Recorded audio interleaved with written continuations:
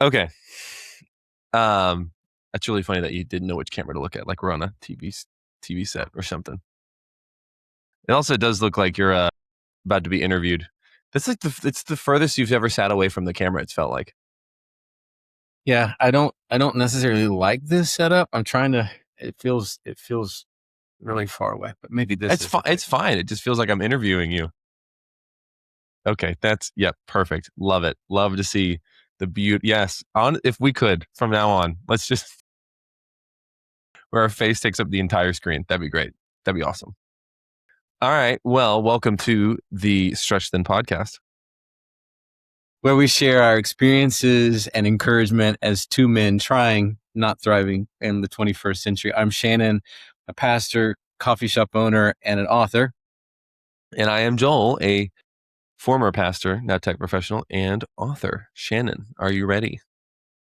I am ready. There we go. Let's We go. Let's do it.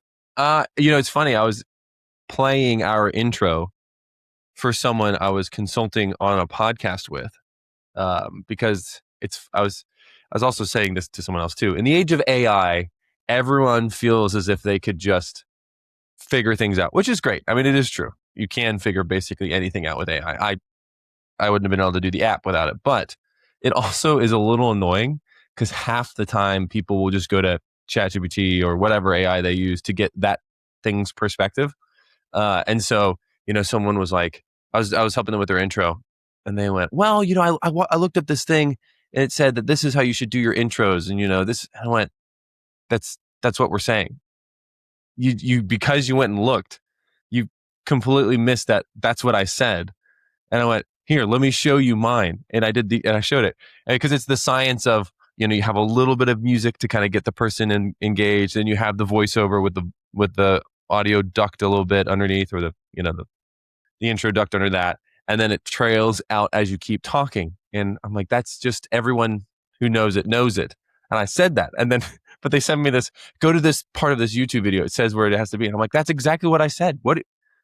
And it's just funny. I feel as if this is a thing now. It is a thing of, it is like the most annoying best friend situation of every situation where, someone's like telling their best friend about something that's going on and getting their perspective, and they just regurgitate what their best friend said. But now it's just AI, you know? Yeah. Everything you say to someone is going to go back to AI, and then they're going to get back to you.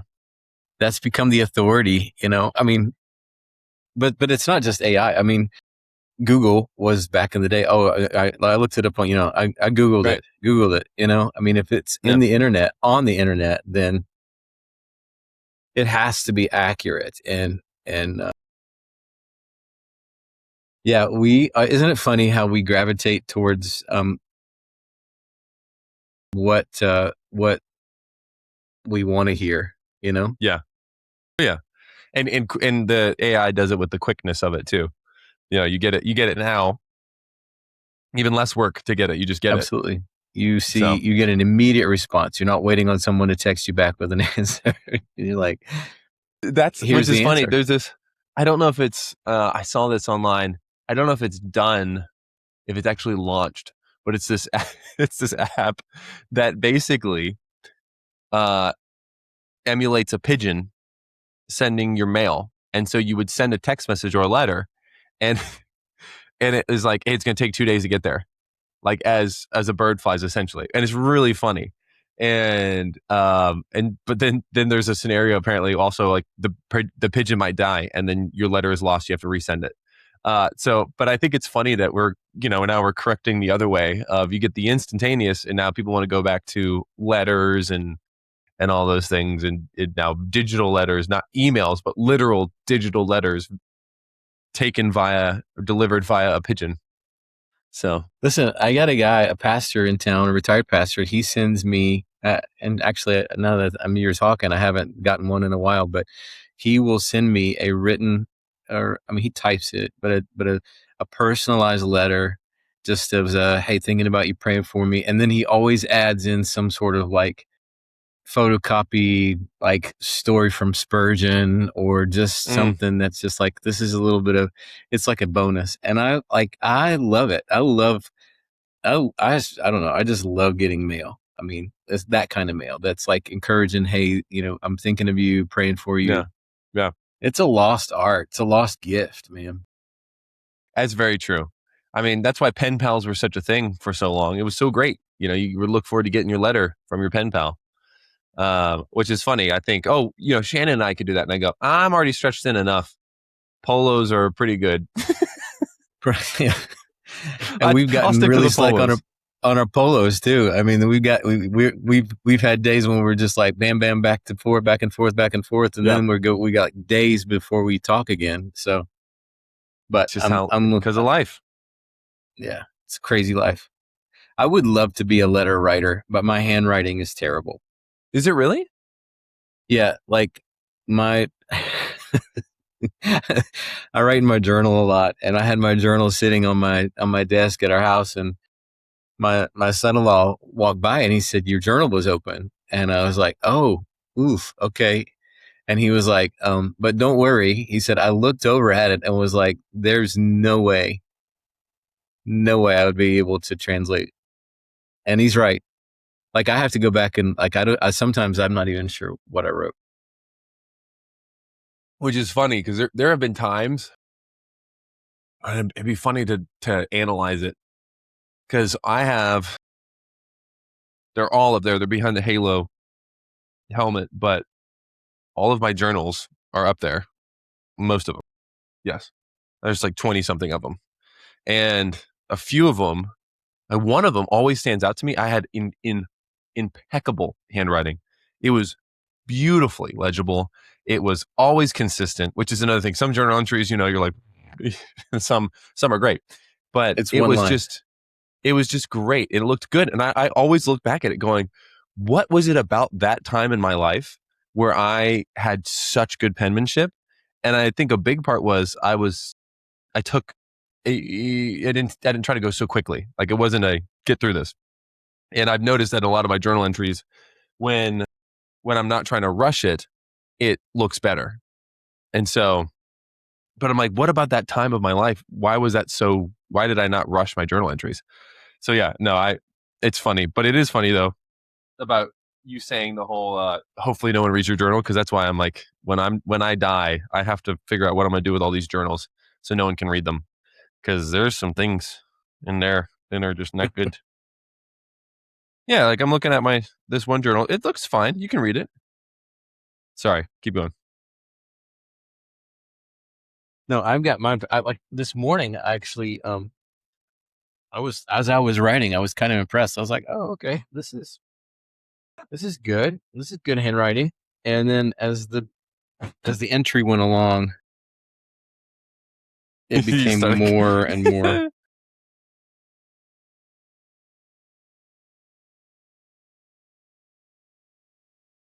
Yeah, I'm looking. Yeah, this looks good.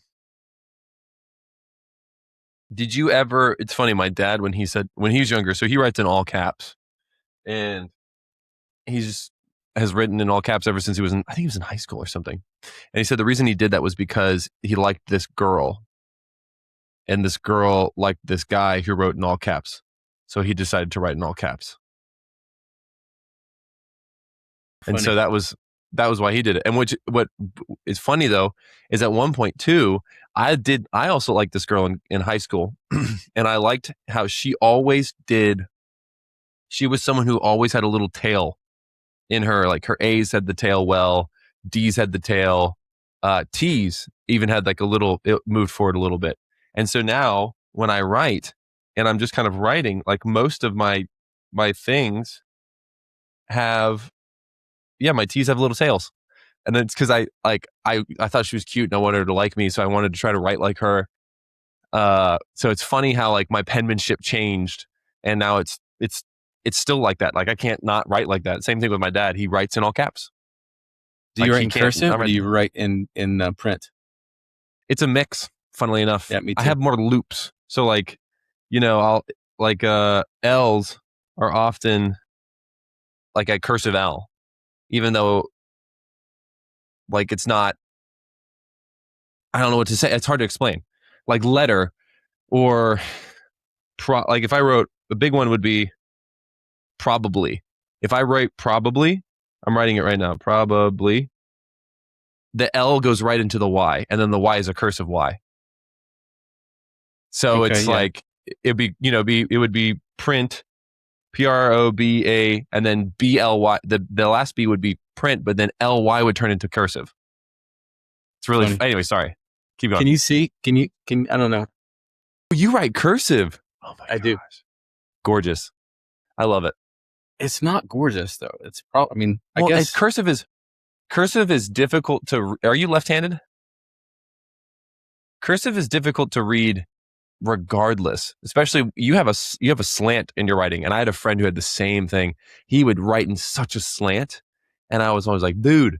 I mean, we're both doing cursive, but I was more of the bigger swoops and swirls in cursive, and he was very tight. And that seems to be your thing. Yours is very tight. it's tight. So, yep, and that's what happens. I want to. My wife's handwriting is impeccable, and her dad's Same. handwriting Joanna's is gorgeous. So he taught. Chrissy can just. I mean, in fact, she's done like invitations for people, and she likes calligraphy, but not even doing calligraphy. She just has such a beautiful, just swooping like penmanship, and not me at all. I've always struggled with. Yeah, I mean, But Joanna's the same. She's so good. She has such great handwriting. It's so uniform. yeah, mine's not uniform. But I also see it as a security system, because if I type it, I mean, if I write with cursive and fewer people are able to read cursive, then I don't have to worry about them No, I have reading to. what I write. No, my journals, I'm going to have to put them under lock and key. I got to figure it out what I'm going to do. I might burn them. I don't know. We'll see. It'll be a lot to burn. Anyway, we've taken so long to get started, but Yeah, I needed this. I needed this because I'm now finally feeling a little bit better. Yeah, I was reeling Good. before this, so this was good. I needed this. You had a perplexed perplexed look. You're looking a little bit more relaxed. So I am a lot more relaxed now. Do you want to talk about it? What is? Yes, I'd like to talk. How did that make you feel? No, yeah. How's your heart, Joel? bad. Shut up, Pastor. My bad for the week happened like an hour ago. So my great thing about homeschool is that we have a lot more flexibility in our days. And Fridays, we have made it so that we have a couple of them off a month. And so what's great is I'll go to the gym, I'll come home, and I'll take the kids to the pool so that Joanna can get some time on her own. And we have Edmund's birthday party tomorrow, so she needed some time to start. Let's make some things. It's clean. That's all that stuff. So, and it's good. Everyone's great at the pool. We never have any issues. And this time, Ed has started to get a lot more adventurous. Like he'll be fine, but then he's also a boy, and he just gets adventurous and he goes. But he's still safe. It's all good. Well, he's in a little pool. It's a little kiddie pool. There's no risk there. He's fine. The girls are with him. And I'm starting to grab stuff and get stuff ready to go into the car. Car's not far away. It's less than 100 feet from the gate. And I'm sitting there going, okay, Lucy and Nora, no, I should probably grab them. And they're like, no, we'll watch him. We'll watch Ed while he's here. We'll keep him in the little pool. I said, okay. I'm going to trust you. You have to keep him in the little pool. No, yeah, we got it. 7 and 6 year old. No, we totally got it. Go put stuff in the car. As I'm coming back, I hear, where's Ed? Lucy sees him. He's near the big pool. She runs and grabs him, the whole thing. And I'm just like, oh my God, my kid almost died because I left my kids in charge.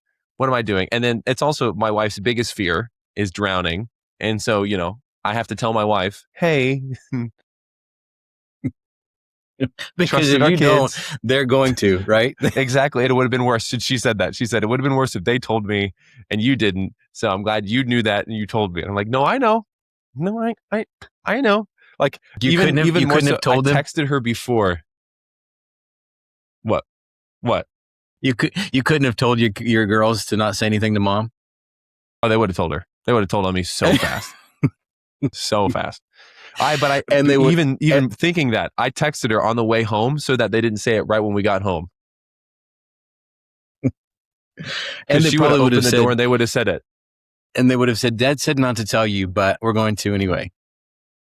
No. So I had to tell my wife, and she's like, "Was he okay?" I'm like, yes. He didn't get in the pool. Everything's fine. But I was reeling from that because I'm like, man, I'm such a terrible dad. I want to be angry at my kids because I wanted to trust them, but also they're 7 and 6, and they lost focus because they wanted to play, and so it's just, and so then you start to, and I'm someone who lumps the blame on myself anyway, so then I'm just heaping blame upon blame upon blame upon blame, shrinking more and more into just self-loathing. So that was where Listen, you found me when I started this. and you know what? Like, you are absolutely justified in feeling that way, but at the same time, as we talked before we started recording, like, there have been so many near misses, or just like, oh crap, that could have been ended so badly with. Yeah, for real. We had a lake trip a few years ago, and our youngest, I mean, we always are like, we say, when you're in the lake, especially when you're in the lake, wear a life jacket. Like, we always want you to wear a life jacket. And we had gone, we just gotten to the lake, got swimsuits on, and all of a sudden we hear, and we look over, and she's just jumped off run and dumped off the diving board without the life jacket on, and we're all just like, ah! But we weren't even like, we had not had the, you know, typical conversation that we have at the beginning of the lake trip every year. Everyone makes sure you wear your life jacket. So she was just all excited. No one had said anything to her about wearing a life jacket. This was the year she didn't have to. Down she goes, and she's just all like, and we're jumping in trying to save her life, and we did. It was scary. It was scary. Yeah. I would have freaked out too. But you don't outgrow it either. I'll tell you, so we went to the lake this year, and my son-in-law, this was his first time to join us on this particular trip. And we may have talked about it on here, but so there was a rope swing that we always go to when we're at the lake. Oh yeah, that's right. I remember. And he's like, I want to do it. And he's a taller guy, much, much taller than me. And so my other daughter, his wife, she wanted to do it. She's never done it before. And my oldest has done it. And she was like, okay, well, the three of us will do it. Well, I had a gut check, but I wasn't really like, hey, I don't think it's a good idea. But I didn't feel all that great about them doing it. So when we get in the water, we have to like stop the boat, jump out, swim to the shore, climb up the bank, and then rope swing. Well, I wasn't, but I stayed out in the water. But I did, because I just had just like this sense of like, I want to be close by. And sure enough, man, he flies off there. Last one flies off and lands and breaks his ankle. And I'm like, oh, I felt like such an absolute, I should have stopped. All your fault. You should have said something. Yeah. Not to mention the fact that he's a 21-year-old man who makes his own decisions, and I'm so you live and learn. Well, that was my bad. That was your bad. Yeah. What was yours? My bad was, I had to do a funeral this week. But it wasn't really a funeral. It was two gatherings, two separate gatherings for one person, who was one of the beginning members of our church. And gosh, like I was involved in the whole planning process for his services. We had a family and church family gathering on Saturday, and then we had a community gathering because he was heavily involved in a lot of just ministry and stuff in the city. And so we had another larger gathering on Sunday night. And I, from the night that I got the call that he passed away, I went and was with the family at the house while we were waiting on them to come collect Barry's body to the funeral home. And so from that point, for literally 2 weeks, just kind of my brain was gutted, planning the service, planning two services, making sure that it's all good. And then when Saturday got here, and we started rolling through the slideshows of his pictures and stuff, it hit me like, like grief hit me. I mean, and he and I weren't like super, super close, but he's, I mean, he's got a story. So many people have been impacted by his life, and just, Yeah. so that was, I mean, hard. I think we don't like to talk about death, and we don't like to, obviously we don't like to be anywhere around it or experience it. And there's a good reason, just because it feels just so permanent. And I know that flies in, Yes. that's not the true narrative for the Christian, but yeah, that was kind of tough, was that whole funeral process. Celebrated well, loved well, great, the community gathering we had, man, it was so much. It actually was a fun gathering. But yeah, that was my bad. Yeah.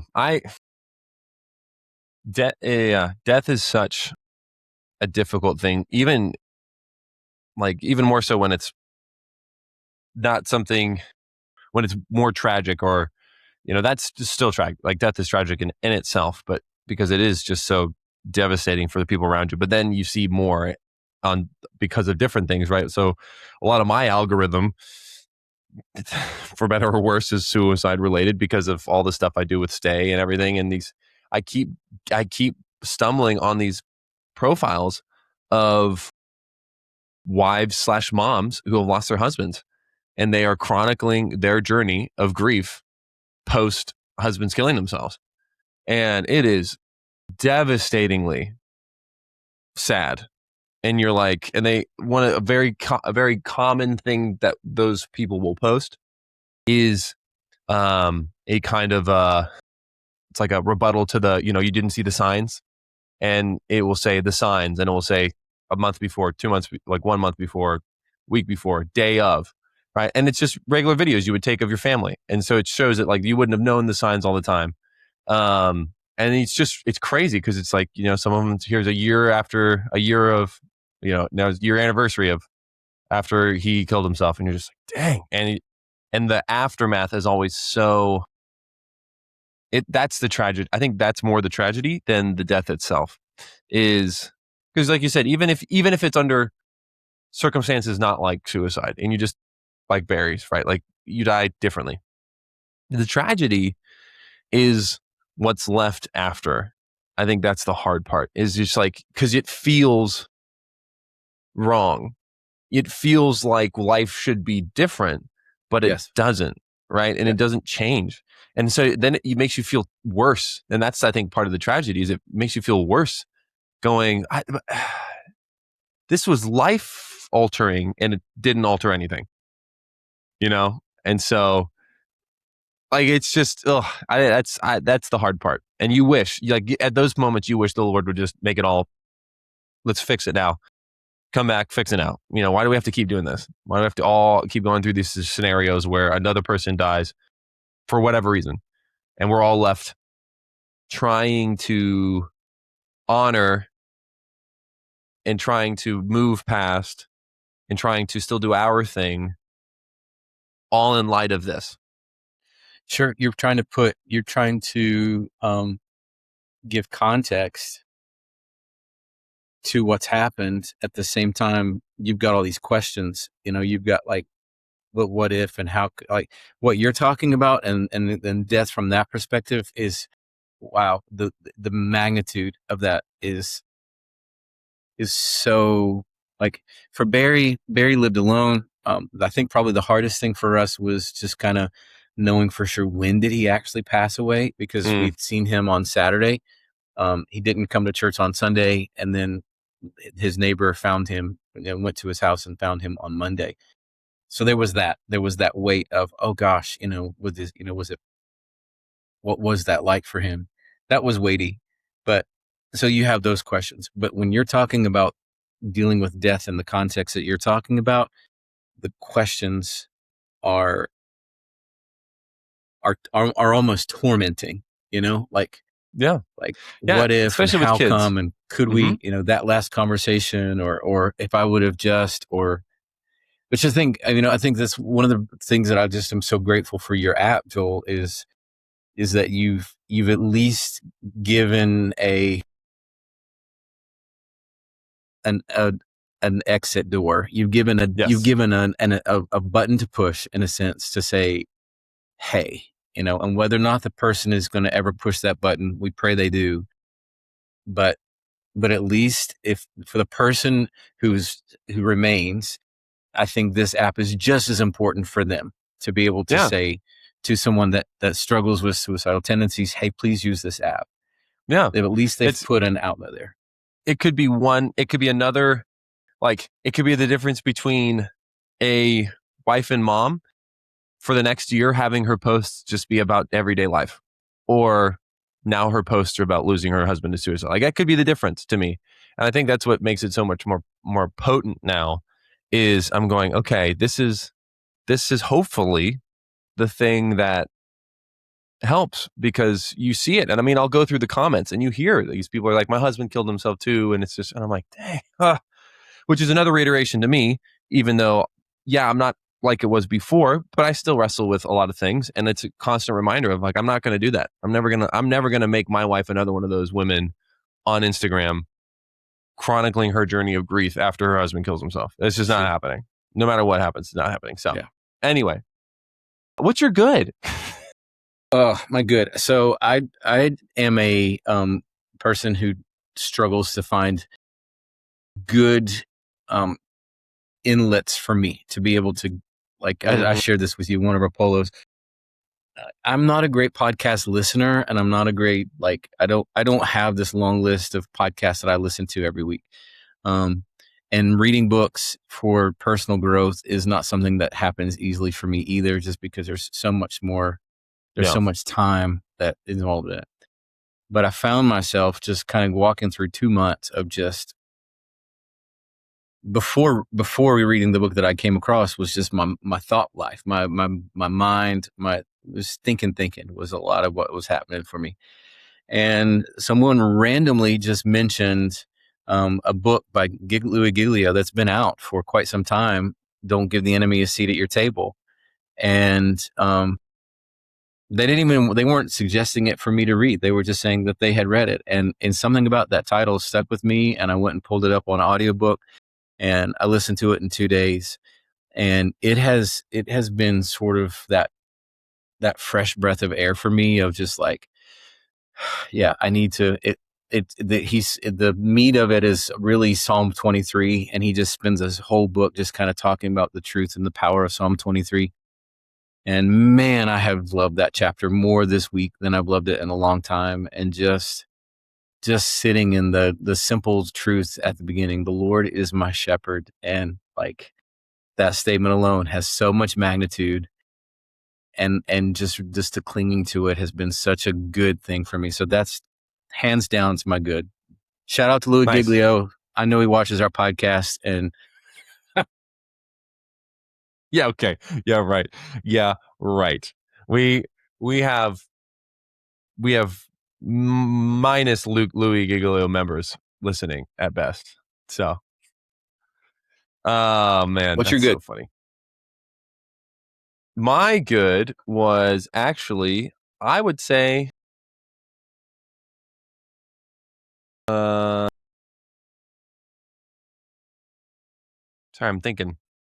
I think it was, yeah, I think it was me hitting that PR. I think so. Stud. I hit 275.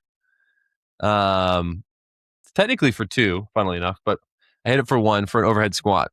And the last time I had done anything close to that was 2 years ago.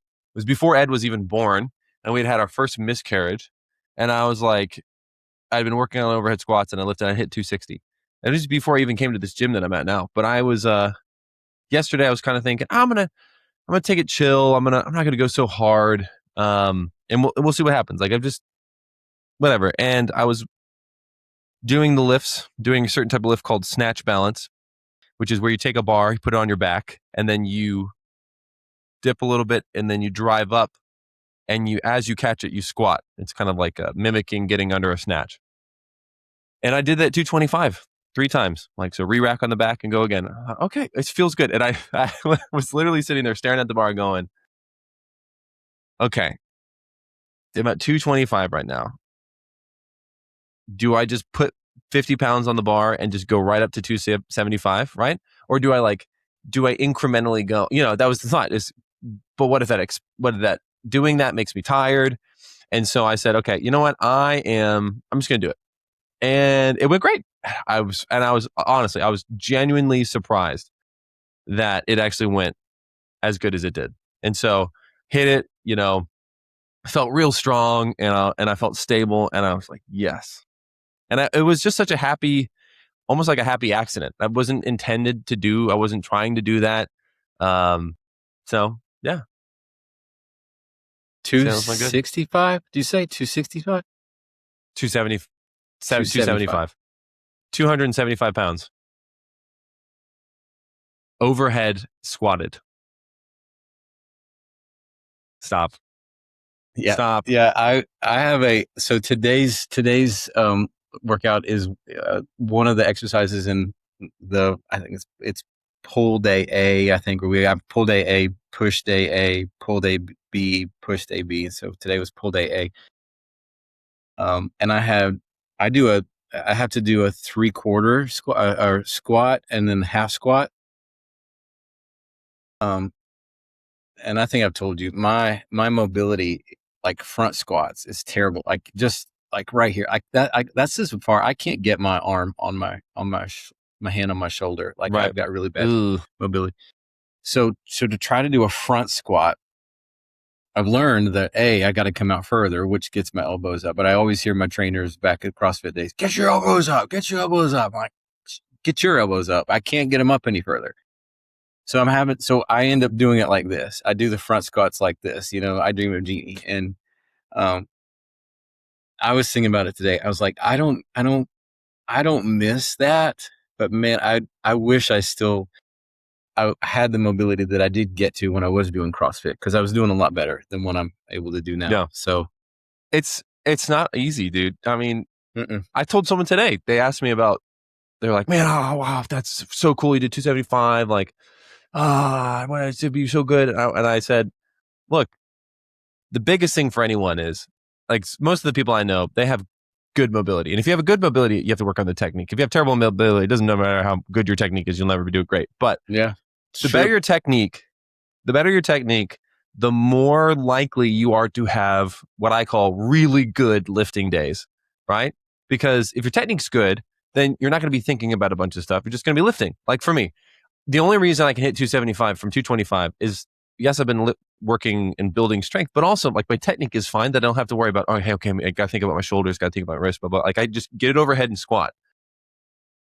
It's the same thing in anything with life. Like if you don't have the process fixed well, like you're going to have less good days as a result with whenever it is. Like if you're not effective and efficient in something, whether it's lifting, so techniques, or work, or whatever, or as a barista, like if you're inefficient as a barista, you're gonna have a lot of really bad days. So bad. Yes. Right. Yes. But if you're efficient and effective as a barista, you can have some really amazing days where you're firing on all cylinders and you're crushing it and you're making great cappuccinos and great pulls of espresso and you're moving quickly and you're satisfying the customers. And then you finish your day and you're like, man, I crushed it. But you're more likely to have more of those when you're efficient and effective. If you're not, there's no wonder you're constantly like, man, I feel like I can't do anything right. Well, it's because you're not. You gotta improve in some way. So that was really where I was going. Yeah, I think that's what it is. Like I've been lifting, Olympic lifting, for years. I mean, I've been focusing on Olympic lifting for a long time. Ever since I got into CrossFit, that was one of the biggest things I liked was Olympic lifting. I love it, and I will say, without a shadow of a doubt, anyone who's done this before too will agree with me and has agreed with me. There is nothing better in all of CrossFit than hitting the perfect snatch. If you hit a perfect snatch, you will chase that feeling for the rest of your life. It doesn't matter. You get your first muscle up, you hit a certain weight. It is when you just, everything goes together perfectly in a snatch. It's like, it's euphoric. It's crazy. So that's why I like snatching. Anyway. Wins. We do real quick wins, you and me, and then we share the wins from the people. Let's do that. Yeah. What's your win? my win this week was I've really made it a point. So my kids are all back in school, in college, and so Kristen and I are not empty nesters because we still have our our high school sophomore and fifth grader at home. But my older daughters, just them being gone, I love the last couple of years when they're at college. I struggle to be consistent in engaging with them. If they're not in front of me, then I'm really bad about texting and so this year I've been like I really want to make sure that I'm just checking in and just saying, hey, thinking about you and love you, and it's made it not just for me to want to do for them, but also just being much more intentional in engaging with my wife more by text or phone, and even my sophomore and fifth grader, like they don't have their devices with them during the day, but I don't know. I just felt like I want them to have something that when they do get back to his phone after school, or she gets home to her tablet, that she's able to see, hey, dad was thinking about me today. So that's been my win. That's cool. I love that. My win literally just happened also like not even an hour before this. I just double checked and the app is live on Android. So Google Play Store and Apple App Store. Boom. You Both. go. So there is nothing keeping anyone from downloading the app. Everybody can get it now. Exact. Oh, it feels so good to be able to say that after all this time. I wish I could high five you in person. That's just so, I know that like that's huge. You know, way to go. You remember how frustrating it was just to get the app done on iPhone, and then I did it on Google. Like it's done. It's on Android. It's on the Google Play Store. It is push and prod, man. So I pushed it to prod, baby. Yeah, you did. Now you know because I told you that. Okay. All right. Here I got a win from Chris. He is a podcaster himself. Sunday Afternoon Smokes. I went on his podcast about a month or so ago. He's a super cool dude, great beard, and we hung out the other day. And he texted me these pictures. He made he grilled pork loin over charcoal and oak, and made homemade au gratin potatoes, and they looked incredible. And he was like, "That's my win for the week," as I was able to just sit down and do this, and it looked like I had just had dinner, and I said, "I'm still hungry now." So that's definitely a win from amazing. Chris. It looks so good. So. Ugh. So our friend Bert had he says his win for this week was also frustrating. His son calls him on Tuesday night, and he's having trouble getting the key out of the ignition on the truck that he's driving. So the frustrating part was that the son got frustrated and that Bert got frustrated at the problem. But then the win comes in the fact that his son actually took the initiative to start looking and figuring out what the problem was. And then by the time that Bert got to him, the two of them were able to solve it. And now he's able to pull his key in and out of the ignition without any issues. I relate to this so much. Being a dad of drivers, like, Dad, my car's acting funny. Dad, my car's messing up. And you're like, yeah. Well, what? And then just the frustration. So yeah, that's I relate to that one. Another win from Alec, new listener to the show. He's got a sticker before you do, Shannon. So sucks to suck, I guess. But yeah, we don't have to talk about that. You know, he started listening to the show recently. Listened to the last episode, talking and the part where I talked about being creative. And every man should have a creative outlet, something that he can work on and get better at, that he makes. And he was like, that stuck out to me because I've realized that I used to do that, and then I haven't as a result of just kids and work and life. And I'm gonna be looking back into ways that I can do that. So shout out to Alec for doing that. Yeah, go with it. I know it's not easy. So yeah. So Darren says that he expressed his desire at his job to get closer to the customers, and because of that, he was promoted to the director of integrated solutions, responsible for estimating project management and engineering within his company. And the announcement was made this past Wednesday, on Wednesday when we sent out the text. So way to go, yeah. Darren. Way to go. Congratulations, sir. Another congratulations. It's early-ish, so I can't say the name, but they are a listener, and they are married. They were previously married, got married to someone else. They had kids from previous marriage, but in this new marriage, it's a great marriage, they were wanting to have kids, right? So, and they'd been trying, and they are now pregnant. So, congratulations to Woohoo! them. I know that that's like it's a tough part about, if your last marriage, especially if it didn't end well, not really your fault, and you get married, there's a whole element of like kind of making it really yours and seeing it now as you're united and the future's ahead of you. Having kids is a big part. And so I know he was so excited, and I'm so happy for him. So shout out. Congrats, Congratulations. Poppy. All right. Okay, here's Any a other ones? little bit of a longer one. This week's win is a time of pruning. My business is entirely word of mouth, and I've had to remove my business coach as they're just about numbers and data, which is very important, but not at the cost of my long-term elderly customers. Our values just didn't line up, and that's okay. Also, to be removed from a networking lunch because there were some members who just don't get my Christian values. That was a hard one, real hard. Been in that group for 7 years. So to be proactive, I redid my website completely. It's more online with what Google in the AI world wants. Got my business listing dialed in. It's scary being a business owner. It's scary being the sole provider. It's scary being a dad who's breaking generational broken thinking. But we men, we can do hard things. I may not sleep well for a week or two, but I really feel this is what the Holy Spirit is calling me to. Here I am, send me. Okay, preach. Go ahead. Go ahead. Yeah, that's our friend Donnie, and I just love reading his words. So that's Excellent. Small business owner trusting God to lead you is like, dude.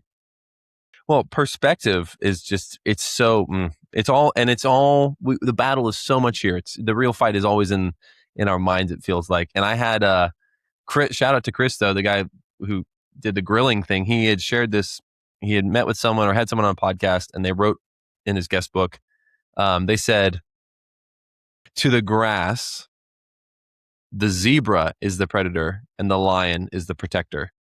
And I was like, oh, that's good. To the grass, the zebra is the predator and the lion is the protector. And it's just all about perspective, about how you frame and look at things can determine just how they will go and how you will even engage with it. And so if you're approaching life from the perspective of a zebra, yeah, you're like the lion's the jerk. How dare he? But the grass is going, heck yeah, thanks. Kill that zebra. You're preaching my sermon on Sunday, man. I mean, literally, I'm talking about perspective and seeing things from a heavenly perspective. And Well, you're allowed to take that if you'd like. I've been looking at stereograms this week. I'm going to use that as an illustration. I've gotten really good at it, man. I stare at it like, oh, I can see it a lot quicker. But I think I don't know. That's pretty cool. That's super cool. Well, everyone, thank you so much for listening, especially to any new and OG listeners. As always, if you want to join our text chain where we get your wins, we'll send you that. Hey, it's Wednesday. Send us your win text on Wednesday. Text WIN to 423-210-4777. 423-210-4777. I know it, and then I always second guess myself as I'm saying it. 423-210-4777. Text WIN to that, and you will get a text every Wednesday asking for your win that we can share on the podcast. And subscribe and like and share this. Yes. And apparently, if you live local to Joel and you listen, you get stretch thin stickers. And if you don't live local to Joel and you're even a co-host on the show, you don't get stickers. And if you listen to the show and you're not there near where Joel is, then you don't get, look at that. So, well, what would be really great is, here, let me, now you can actually see it the right way. I hate when my camera's mirrored. There we go. I love it. The problem was we were supposed to see each other a long time ago, and I was going to give you a bunch of stickers, and then we never saw each other. So I was like, well, So you hold them hostage until. yes, that's going to be the only way I get to see you. I'm going to be like, you don't get your sticker unless we go see each other. We meet halfway. You don't get your sticker. Yeah, but then you're going to think that the only reason I'm coming is just to get my stickers. I'm okay with that. Okay. All right, everyone. Thank you so much for listening. Once again, like, share, subscribe. Thank you so much. And celebrate the wins in your own life and the lives of men around you. Peace, y'all. See ya. See you guys.